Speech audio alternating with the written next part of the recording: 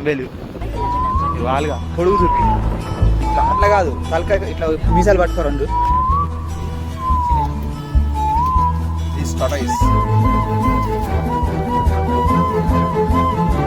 Hi friends, welcome back to my channel Ajay Saini creations. ఈ వీడియోలో అయితే ఈ మేఘాలు అయితే ఈరోజు చెర్ల చేపలు పెట్టాం. ఇది వచ్చేసి 5 కిలోల దాకా ఉంటుంది. ఇది వచ్చేసి 3.5-4 కిలోల దాకా ఉంటుంది. ఇది చూడండి